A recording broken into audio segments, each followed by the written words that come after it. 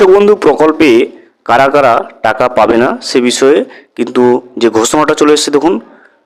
যে সকল কৃষকদের কৃষক বন্ধু প্রকল্পে আধার লিঙ্ক করা হয়নি তারা কিন্তু কৃষক বন্ধু প্রকল্পে টাকা পাবে না, এবং তাদেরকে টাকা পেতে গেলে অবশ্যই নিকটবর্তী যে কৃষি দপ্তর রয়েছে সেখানে গিয়ে আধার লিঙ্ক করে নিতে হবে।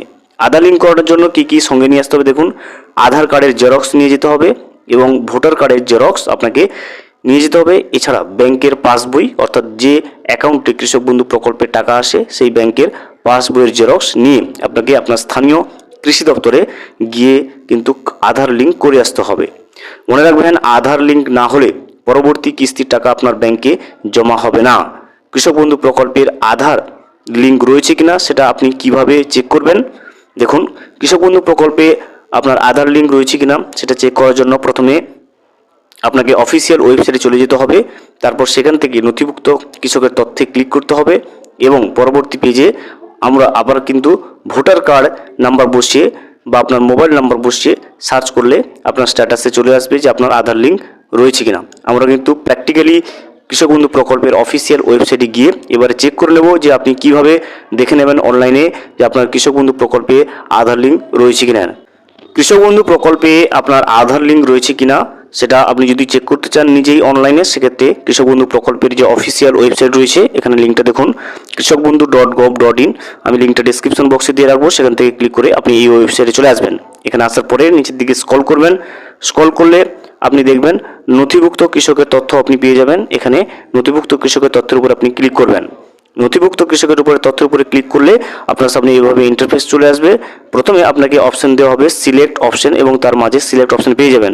সিলেক্ট অপশনের উপরে ক্লিক করবেন, দেখবেন voter card, Aadhaar card, bank account number, কেবিআইডি, মোবাইল নাম্বার, অ্যাকনোলেজমেন্ট নাম্বার, এগুলোর যে কোনো একটা দিয়ে আপনি কৃষক বন্ধু প্রকল্পের স্ট্যাটাসটা চেক করে নিতে পারবেন।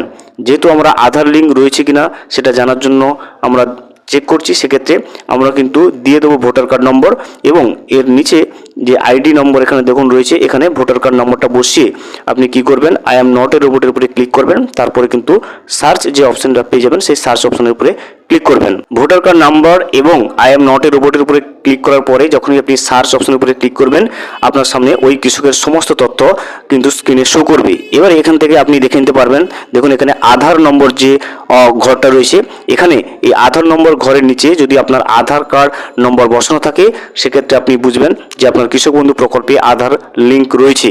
যদি এই আধার নম্বরের ঘরটা ফাঁকা থাকে বুঝবেন যে আপনি আপনার কৃষক বন্ধু প্রকল্পে আধার লিঙ্ক করা হয়নি, অর্থাৎ কেওয়াইসি করা হয়নি।